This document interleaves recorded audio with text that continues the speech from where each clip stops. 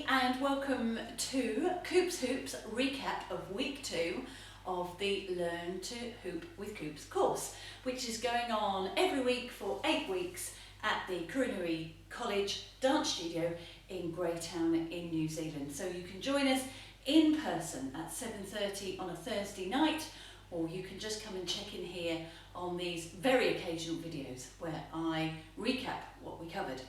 So last week we did quite a bit of off-body stuff. We did the handspin, we did the propeller, we did the can-can, and we did the baseline pass. I'm going to quickly talk you through those. So first of all, the handspin. I've got it on, I'm going to handspin first of all on my right hand, and the hoop is going to fall out to the right hand side. You can start with your left hand if you prefer, and the hoop will be falling out to the left hand side. I'm going to start on my dominant hand, which is my right hand, and I'm going to first of all get a really good structure. I'm going to be standing nice and tall and relaxed, and I've got an L-shaped elbow, L-shaped arm rather, bending at the elbow, and in a moment I will have an L-shaped hand. So I'm going to just let go of the hoop, and it's going to fall over the back of my knuckles on my right hand. And it's an open-handed move, so you don't need to grip the hoop. You need to just relax your hand as much as you can and tease that hoop over the back of your knuckles and around the front of your palm. Now the structure of your arm is really important here, and it might feel counterintuitive at first to have that elbow nipped in at your waist, but actually it gives you more control than if your arm was out here and you're kind of chasing the hoop across the room. So if you can, practice nipping that elbow into your waist. You don't want it pinned there, but you do want it close to your waist. And you also want an L-shaped hand. So your thumb is pointing up to the ceiling and your fingers are pointing straight out in front. And you're just gently teasing that hoop over the back of your knuckles. Now you will get a little bit of bruising when you're practicing this, particularly if you're using a heavier hoop or a weighted hoop. So do be kind to yourself and don't hoop on top of bruises if you can help it. And just give yourselves little breaks in between so that you don't end up with horrible swollen hands. Now you'll notice there's a really big gap forming here on the palm side of my hand, and that's where I can shove my other hand, which has been waiting very patiently behind my back. So I'm looking at my hand and I'm looking at my hoop and I'm looking at that really big space forming on the palm side of my hand as the hoop falls over the back of my knuckles.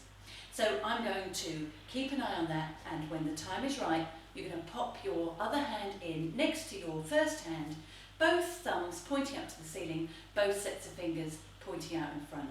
And again, you're just using a gentle kind of backwards, forwards, kind of swaying motion with your hands to get the momentum for that hoop to go round. Now you can take that original hand out, so your dominant hand, and now the hoop is going around on my left hand. Nice L-shaped hand, L-shaped arm, and it's falling out to the right on my left hand. I can look for that gap again, stick my first hand back in, take my left hand out, squeeze the hoop and bring it to a stop. Now, the other move that we practiced is the propeller. So this is a different move. This is a grip. It's not an open-handed move. Your hand is still on the inside of the hoop. It starts at the bottom at the 6 o'clock position, kind of parallel with your belly button. And you can still have the same kind of structure in your arm to give you that little bit of control. Now, you're going to, so it's in my right hand, my knuckles are pointing up to the ceiling, and the underside of my wrist is pointing towards the floor. I'm going to twist this right hand out towards the right, nice and controlled, so that now my knuckles are pointing towards the ceiling, my fingernails are pointing up towards the sky, and I'm going to then get the left hand to join the right hand next to it. So it's pinky to pinky, thumbs are over here, pinky to pinky, and both hands are kind of mirroring each other.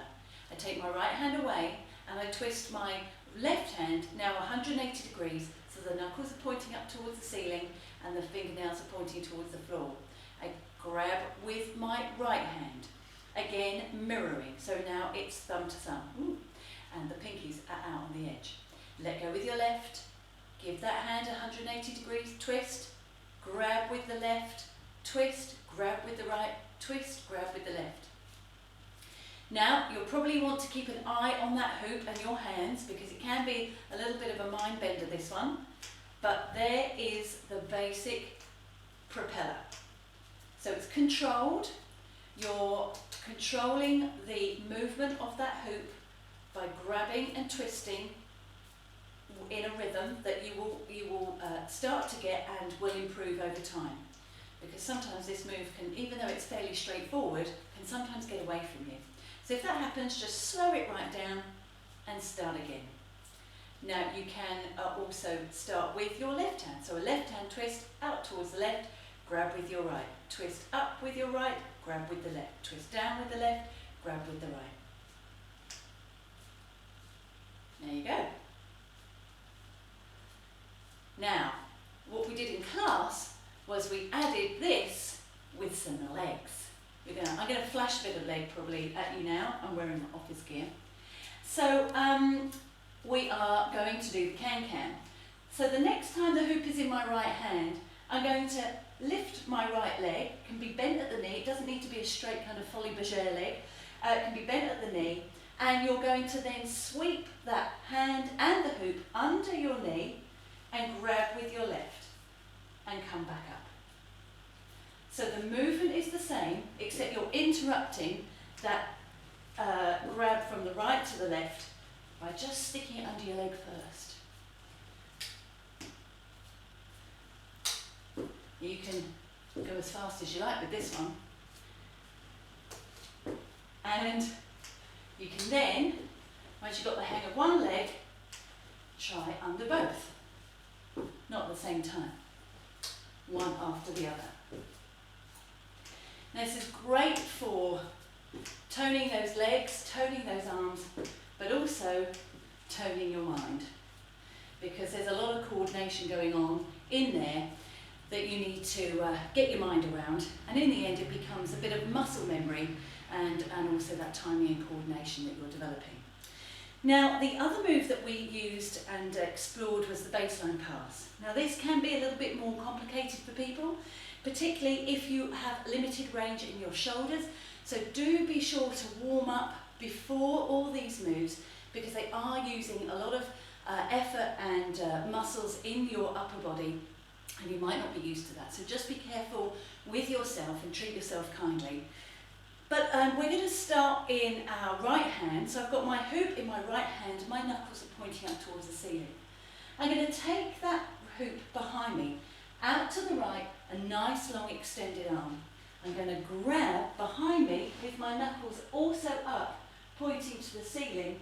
So my left hand is mirroring the right hand in that the knuckles are both up to the ceiling. So it's pinky to pinky at the back here. I'm going to let go with my right and pass the hoop in front of my body and grab with the right in front of me. Now it's thumb to thumb. So I'm passing behind me, grabbing with my left, pinky to pinky, and in the front, thumb to thumb. Now keep a nice long extended arms, have a loose grip on that hoop so that you don't get the hoop all kind of caught up around you. You need to give yourself nice long arms, it looks very graceful. And the more you practice this, again, it's muscle memory. The more likely your receiving hand will remember to catch the hoop. There you are. I've been doing this for a while and still it surprises me. Now don't forget you've got two directions, so send it back the other way round. See, knuckles up to the ceiling, pinky to pinky, in the front, thumb to thumb. You can play around with this in all sorts of ways. I encourage you to do that. Just really explore all the range of movement that you have there and explore just the creativity that you can find in your hoop. So